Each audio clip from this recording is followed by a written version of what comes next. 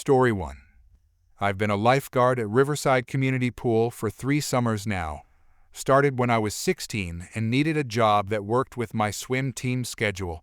The pool serves about 5 different neighborhoods, so we get families, lap swimmers, water aerobics groups, and swim lessons all mixed together. Most people are pretty good about sharing space, especially during open swim hours when it gets crowded. It was one of those blazing hot afternoons in August when everyone in town decides they need to cool off. The pool was packed, probably 60 people, including a bunch of kids from the local day camp. During open swim, we don't have designated lap lanes. It's just free for all swimming where everyone shares the space. I was up in my chair doing the usual head counts when this woman came storming through the gate like she owned the place. She marched straight to lane 3, which had about 8 kids playing and swimming around in it. "Karen, excuse me. All you children need to get out of my lane right now." The kids looked confused and kept playing.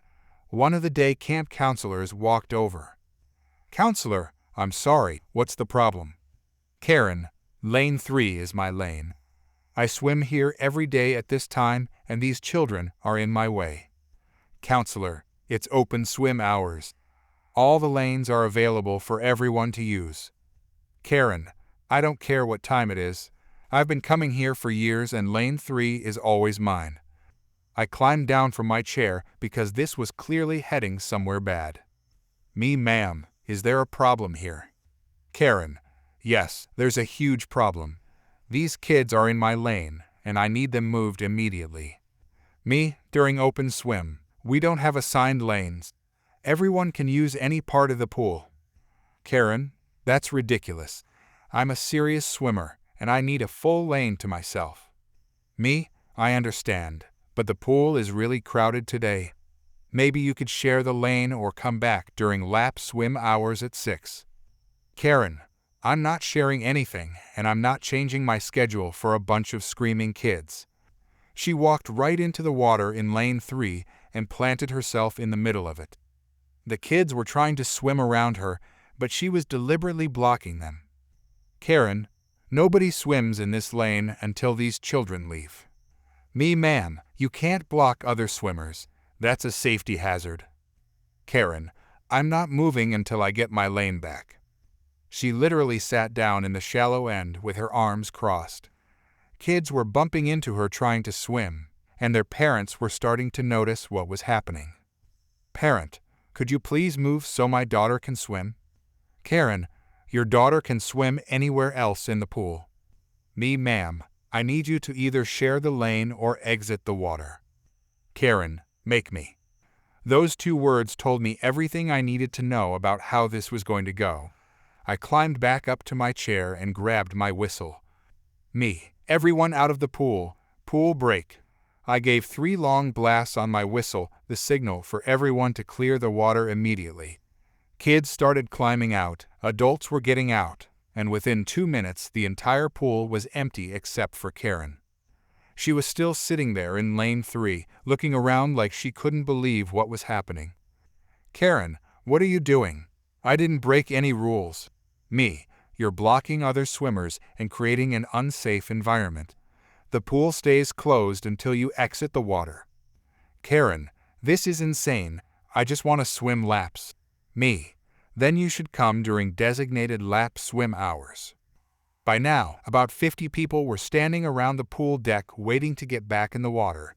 Kids were asking their parents why they had to get out.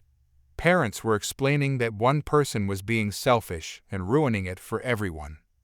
The pressure was building and Karen could feel every eye on her. She sat in that lane for maybe 5 more minutes while everyone stared at her. Finally, she stood up and started wading toward the ladder. "Karen, this is the worst managed pool I've ever seen. I'm reporting all of you." The pool will reopen once you're completely out of the water and off the deck." She climbed out and grabbed her towel, still dripping wet and muttering about how unfair everything was. "Karen, I've been coming here for years and I've never been treated this badly." As soon as she walked through the gate and left the pool area, I blew my whistle once. Pool's open." The cheer that went up from all those kids was incredible. They ran and jumped back into the water like they'd been waiting all day for this moment. Parents were laughing and thanking me for handling the situation. Day camp counselor, that was amazing. I can't believe she actually thought she could claim a whole lane. The best part was watching all those kids immediately swim over to lane 3 like they were reclaiming it. They spent the rest of the afternoon playing Marco Polo right where Karen had been sitting. Word got around pretty quickly. Other lifeguards started calling it the Lane 3 incident whenever someone tried to be territorial about pool space. We never saw Karen again, which was perfectly fine with everyone. Sometimes you just have to clear the whole pool to deal with one entitled person. Story 2. I started painting seriously 2 years ago after losing my job as a graphic designer during company layoffs. What began as a way to cope with unemployment turned into a genuine passion. I'd always been artistic, but corporate design work had drained my creativity. Now, at 26, I was finally creating art that meant something to me. This was my third art fair, and my first time having my own booth. I'd saved up for months to afford the vendor fee and display materials. My paintings weren't masterpieces, but they were honest work landscapes and portraits that took me weeks to complete. I priced them fairly, considering the time and materials involved. The morning started well. Several people stopped by to admire my work, and I'd already sold 2 smaller pieces. Then she approached my booth. Karen looked at my paintings with a skeptical expression, like she was examining produce at the grocery store. She stopped in front of my favorite piece, a sunset landscape that had taken me 3 weeks to finish. Karen, how much for this one? Me, that's $300. Karen, $300 for paint on canvas. Me, it's an original oil painting. It took me several weeks to complete. Karen, I can buy paint and canvas at the craft store for $20. Me, well, you're welcome to try painting your own. This piece represents about 40 hours of work plus materials. She picked up the painting without asking, turning it over to examine the back. Karen, there's barely any paint on here. I'll give you $20. Me, ma'am, please don't handle the artwork. And no, I can't sell it for $20. Karen, that's ridiculous. It's just paint. Anyone could do this. Me, then I'm sure you'll have no trouble making your own at home. Karen, don't be smart with me. I'm offering you money. Me, I appreciate your interest, but the price is $300. She set the painting back roughly, not bothering to position it properly on the easel. Karen, you young artists are so greedy. You should be grateful someone wants to buy your amateur work. Other customers browsing nearby started looking uncomfortable and moved away from my booth. Me, I'm sorry you feel that way, but my prices are firm. Karen, fine. $50. Final offer. Me, no thank you. Karen, you're being unreasonable. I'm trying to help you out here. Me, I don't need that kind of help. She glared at me for a moment, then suddenly reached for the painting again. Instead of picking it up carefully, she grabbed it by the frame and tried to yank it off the display easel. Me, please don't touch that. The easel wobbled as she pulled at the painting. I reached out to steady it, but she jerked the canvas harder. Karen, if you won't sell it to me, I'll just take it. Me, you can't just take my artwork. The easel tipped over, taking 2 other paintings with it. As I tried to catch them, Karen stumbled backward into my display table, sending art supplies and price cards flying everywhere. Karen, look what you made me do. Me, I didn't make you do anything. You knocked over my booth. Canvas boards scattered across the ground, and one of my paintings had landed face down in the dirt. Other vendors and customers stopped to stare at the chaos. Karen, this is your fault for being greedy. Me, help. I need the organizers over here. 2 art fair organizers appeared within minutes, having heard the commotion from across the fairgrounds. Organizer 1, what's going on here? Me, this woman tried to take my painting when I wouldn't sell it to her for $20. She knocked over my entire display. Karen, he's lying. I was just looking at his overpriced paintings. Organizer 2. Ma'am, did you touch the artwork without permission? Karen, I was just examining what I was buying. Organizer 1. Sir, what actually happened? Me. She offered me $20 for a $300 painting. When I refused, she tried to grab it off the easel and knocked everything over. Several nearby customers nodded in agreement, confirming my version of events. Customer witness. I saw the whole thing. She was very aggressive and grabbed the painting. Organizer 2. Ma'am, you're not allowed to handle artwork without the artist's permission. You need to leave the fair immediately. Karen, this is discrimination against customers. Organizer 1. You disrupted a vendor's booth and damaged their property. You're banned from this event. As the organizers escorted Karen toward the exit, still protesting her innocence, I started cleaning up the mess. Several other vendors came over to help me straighten my display and check for damage. Fellow vendor, is everything okay? That was wild. Me, one painting got dirty, but most of it survived. While I was reorganizing my booth, the customer who had witnessed the incident approached me. Customer, is that sunset painting still available? Me, yes, it is. $300. Customer, I'll take it. After watching you handle that situation so professionally, I definitely want to support your work. I wrapped up the sale while Karen was still arguing with the organizers in the parking lot. Sometimes the best revenge is just continuing to do good work. Story 3. I work weekends at Sunset Bowling Lanes to help pay for community college. It's not glamorous, but the pay is decent, and I usually get along fine with customers. Most people come in just wanting to have fun with friends or family. Saturday nights are our busiest time, with lots of birthday parties, date nights, and groups of friends hanging out. I started working here about 8 months ago when I needed a flexible job that wouldn't interfere with my weekday classes. My manager is pretty understanding about scheduling around my school stuff, and my coworkers are mostly other college students, so we all look out for each other. The work itself is straightforward: rent shoes, assign lanes, serve food and drinks, keep things running smoothly. Last Saturday night was particularly busy. We had a waiting list for lanes and the snack bar was packed.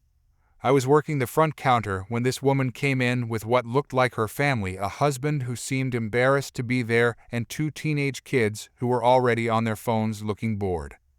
She marched up to the counter like she was on a mission. Karen, I need your best lane. Nothing crooked or damaged. We're celebrating my promotion and everything needs to be perfect. Me, congratulations on the promotion. I can get you set up on lane 12. It's one of our newer lanes and it's available right now. I got them their shoes and explained the pricing. Everything seemed normal until about 20 minutes later when she came storming back to the counter. Karen, that lane is completely broken. Every single ball I roll goes straight into the gutter. Me, I'm sorry you're having trouble. Would you like me to show you some bowling tips? Sometimes it just takes practice to find your rhythm. Karen, don't you dare suggest this is my fault. I've been bowling for 20 years. That lane is crooked, and I demand a different one immediately. I looked over at lane 12. Her husband was bowling and seemed to be doing fine, getting some strikes and spares. Her kids were bowling too, knocking down pins normally. Me, ma'am, it looks like the rest of your family is bowling without any problems on that same lane. Karen, they're just lucky. That lane is defective, and I want a full refund plus free food for the inconvenience. My coworker came over to see what the commotion was about. Coworker, is everything okay here? Karen, no, everything is not okay. This place is a scam. You rent out broken lanes and then refuse to fix the problem. She was getting louder and other customers were starting to stare. A family with young kids looked uncomfortable and moved to a different area. Me, let me call my manager over. He might be able to help figure out what's going on. When my manager arrived, Karen launched into her whole speech again about crooked lanes and demanding compensation. Manager, I'd be happy to take a look. Why don't we review the security footage and see what might be causing the issue? Karen, fine. You'll see exactly what I'm talking about. We went over to the office where my manager pulled up the camera feed from lane 12. The footage clearly showed Karen's bowling form. She was holding onto the ball way too long, not releasing it until she was already past the foul line, which sent it careening sideways every time. Manager, here's the issue. You're not letting go of the ball at the right time. See how you're holding on until you're almost at the pins. That's what's causing it to go into the gutter. Karen stared at the screen for a few seconds, then got even angrier. Karen, that camera is lying. You probably edited that footage. I know how to bowl, and that lane is broken. Manager, ma'am, this is live footage. I can't edit it in real time. Karen, I don't care what your fake video shows. I want my money back, and I want free food for this terrible experience. Manager, I'm not able to provide a refund when the equipment is working properly. If you'd like, I can have one of our staff members give you some bowling pointers. Karen, this is outrageous. I'm never coming back here, and I'm telling everyone I know about this scam. She stormed back to lane 12 where her family was still playing. We could hear her yelling at them about how the whole place was crooked and they needed to leave immediately. Her husband looked mortified and kept apologizing to the people on nearby lanes. When her yelling got loud enough to disturb multiple lanes, my manager called security. The security guard came over and calmly asked her to keep her voice down. Karen, I will not be silenced. This place is stealing money from customers. Security guard, ma'am, you need to either lower your voice or leave the premises. Karen, make me. That was apparently the magic phrase. The security guard politely but firmly escorted her toward the exit while she shouted about lawyers and bad reviews. The best part was when she was finally gone. The group that had been waiting for a lane started cheering and clapping. One guy yelled out, "Finally," and everyone laughed. Her family stayed and finished their game. Her husband came over later and apologized for her behavior, tipped the staff, and said they'd had a good time despite everything. Sometimes the best endings are when the reasonable people get to enjoy themselves in peace. Story 4. I'm a junior at the State University studying computer science. My laptop died right before finals week, which was basically my worst nightmare. The hard drive just completely crashed, and I lost everything I hadn't backed up to the cloud. My parents couldn't afford to buy me a new one right away, and I was already stretched thin working part-time at the campus bookstore to pay for textbooks. The university library has laptops you can check out, but during finals week they're harder to get than concert tickets. You have to reserve them online exactly 24 hours in advance, and they get snatched up within minutes.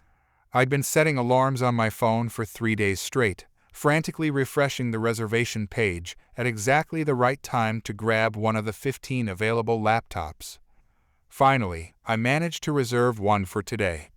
I had my final project due for my software engineering class in 6 hours, and I needed at least 4 hours to finish coding and debugging.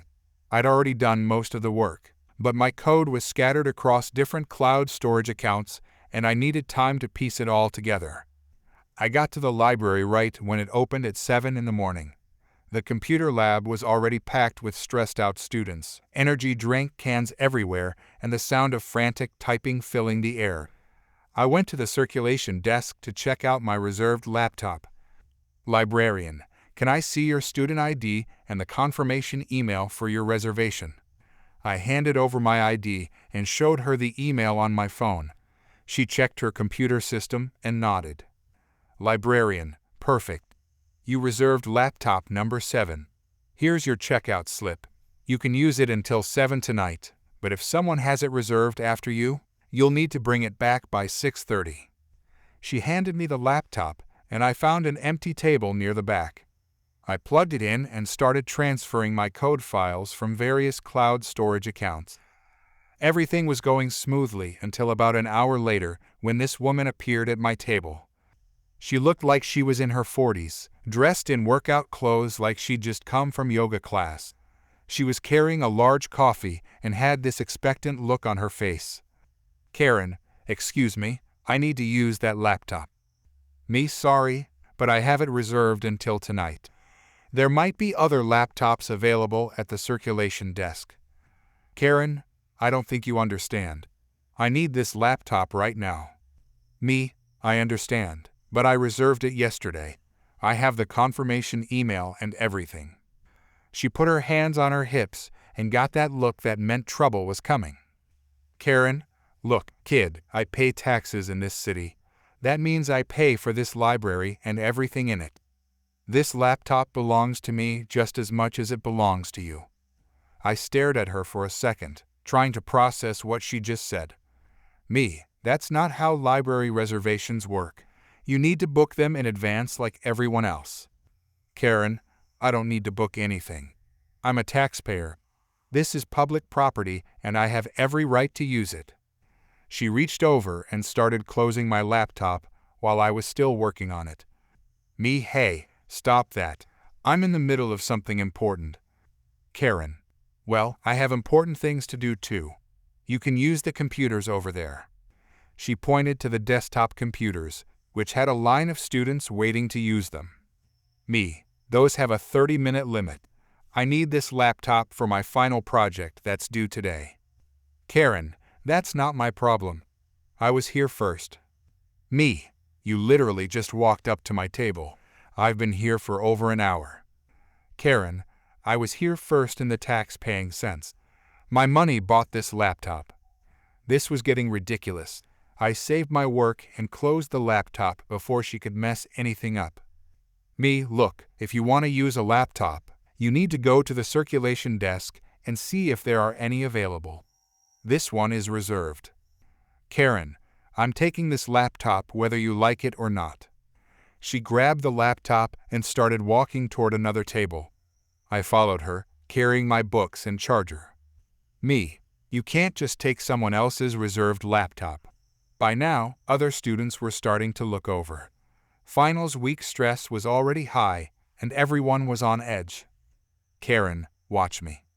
I walked over to the circulation desk where the same librarian was helping other students. Me, excuse me, this woman just took my reserved laptop, the one I checked out an hour ago. The librarian looked over at Karen, who was now setting up at a table across the room. Librarian, ma'am, could you please come over here? Karen reluctantly walked over, still carrying the laptop. Librarian, this student has a reservation for that laptop. Do you have a reservation as well? Karen, I don't need a reservation. I pay taxes, which means I pay for this library. Everything here belongs to taxpayers like me. The librarian pulled up her computer system. Librarian, let me check our reservation log for today. She scrolled through the screen, checking each laptop number. Librarian, I show that laptop number 7 is reserved by this student until 7 tonight. There are no other reservations for that device today. Do you have a confirmation email for a reservation? Karen, I told you, I don't need a reservation. This is discrimination against taxpayers. Librarian, ma'am, all patrons must follow the same reservation system. Taxpayer status doesn't override our policies. I'm going to need you to return the laptop to its rightful borrower. Karen, absolutely not. I refuse to be treated like a second-class citizen in my own library. The librarian sighed and picked up her phone. Librarian, I'm calling security. Karen, good. Maybe they'll explain to you how taxpayer rights work. Within 5 minutes, 2 campus security officers showed up. One of them was this older guy who looked like he'd dealt with difficult people before. Security officer, what seems to be the problem here? The librarian explained the situation while Karen stood there with her arms crossed, still holding on to the laptop. Security officer, ma'am, do you have a library card? Karen, of course I do. Security officer, can I see it please? She handed over her library card. The officer looked at it, then handed it to the librarian. Security officer, ma'am, you have 2 choices. You can return the laptop to the student who reserved it, or we can revoke your library privileges for disruptive behavior. Karen, you can't do that. I pay taxes.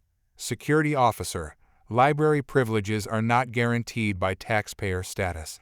They're contingent on following library policies and treating other patrons with respect. Karen, this is ridiculous. I'm not giving up this laptop. The security officer nodded to the librarian, who immediately typed something into her computer system. Librarian, your library card has been deactivated for violation of library policies. You'll need to leave the premises immediately. Security officer, ma'am, the laptop please. Karen looked around like she expected someone to support her, but every student in the area was watching with obvious satisfaction. Finally, she slammed the laptop down on the circulation desk. Karen, this is discrimination. I'm calling the mayor. Security officer, you're welcome to do that from outside the building.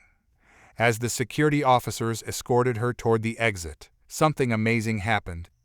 The students in the computer lab started clapping. It started with just one person, then spread throughout the room until everyone was applauding. The librarian handed me back my laptop with a smile. Librarian, sorry about that. Some people think rules don't apply to them. I went back to my table and got back to work on my project. About an hour later, I looked out the window and saw Karen standing on the sidewalk outside, apparently on the phone with someone and gesturing wildly. I finished my project with 2 hours to spare and submitted it online. Got an A-, which felt extra sweet, knowing I defended my right to actually complete it. Story 5. I've been running my family's strawberry farm for about 6 years now.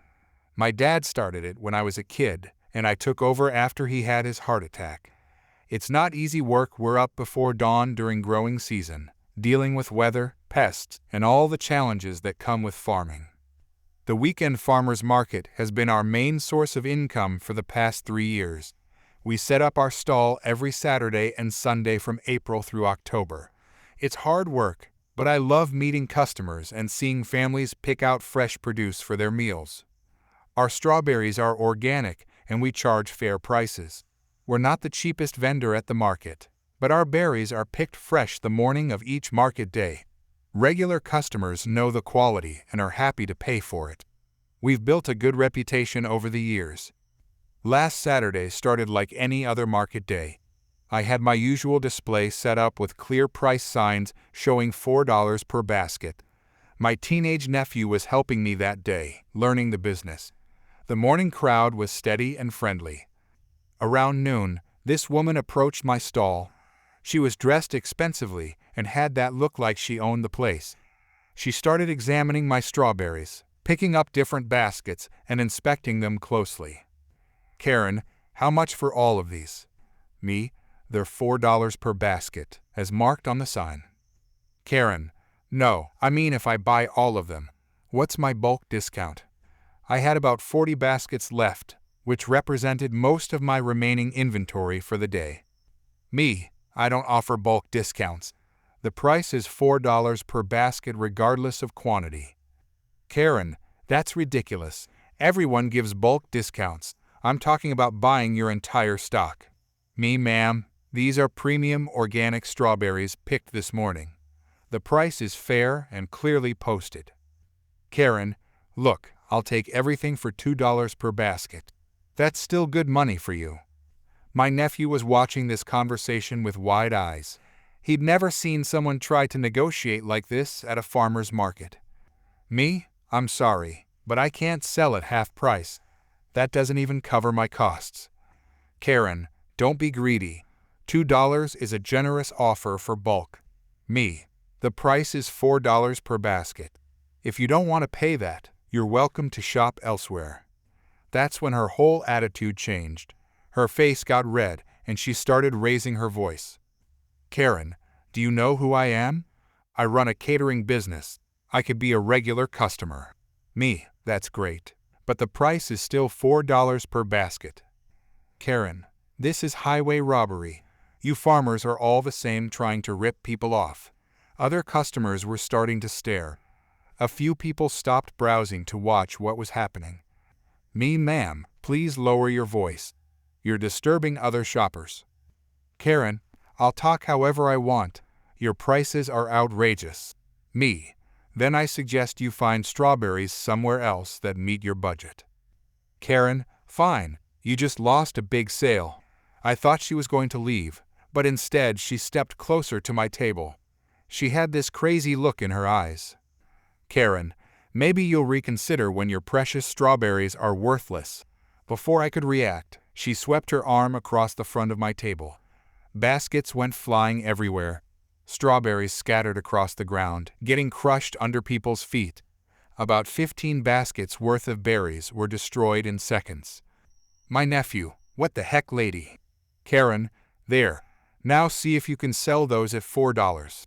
I was shocked for a moment, but then my anger kicked in. Those strawberries represented hours of work and significant money. Me, you need to pay for the damage you just caused. Karen, I'm not paying for anything. This is your fault for being unreasonable. Other vendors and customers were gathering around now. Everyone was staring at the mess she'd made. Customer 1. Did she just destroy all those strawberries on purpose? Customer 2. That's crazy. Who does something like that? I pulled out my phone and started calling the police. This was clearly destruction of property. Me. Yes, I need an officer at the downtown farmers market. Someone just destroyed my merchandise. Karen, you can't call the police on me. I'm a customer. Me. You're a customer who just destroyed about $60 worth of my product. Karen, those strawberries were overpriced anyway. You should be thanking me. Vendor from next stall. Lady, you can't just destroy someone's livelihood because you don't like their prices. Karen, mind your own business. This doesn't concern you. The police arrived within 10 minutes. 2 officers walked over to assess the situation. Police Officer 1. What seems to be the problem here? Me. This woman destroyed my merchandise because I wouldn't sell to her at half price. Police Officer 2. Ma'am, is this true? Karen, he was trying to rip me off. His prices are ridiculous. Police Officer 1. That doesn't give you the right to destroy his property. Did anyone witness what happened? At least 6 people stepped forward to say they saw her sweep the strawberries off the table. My nephew also gave his account of what happened. Witness, she got mad about the prices and just knocked everything to the ground on purpose. Another witness, it was completely unprovoked. The farmer was being perfectly polite. The officers examined the damage and took photos of the scattered berries. Police Officer 2. Ma'am, you're going to need to pay for the damaged merchandise. Karen, this is harassment. I'm not paying for anything. Police Officer 1. You have 2 choices. You can pay for the damage now, or we can arrest you for destruction of property, and you can deal with it in court. Me, I count 15 baskets that were destroyed. That's $60. Karen, $60 for strawberries. That's insane. Police Officer 2. Ma'am, what's it going to be? Karen reluctantly pulled out her wallet and threw 3 $20 bills at me. Karen, there, are you happy now? Police Officer 1. You also need to leave the market immediately and you're banned from returning. Market Manager, that's correct. We don't tolerate this kind of behavior toward our vendors. Karen, this is discrimination. You can't ban me. Police Officer 2. Yes, they can. This is private property and you've caused a disturbance. As the officers escorted her away, she kept yelling about how unfair everything was. The crowd that had gathered started clapping and cheering. Customer, good riddance. Regular customer, are you okay? That was crazy. Me? Yeah, I'm fine. Just glad she's gone. The best part came about an hour later. Another customer approached my stall and said she'd been recording the whole incident on her phone because she couldn't believe what she was seeing. Customer with phone. I posted this on social media and it's already getting shared everywhere. People are calling her the Strawberry Karen.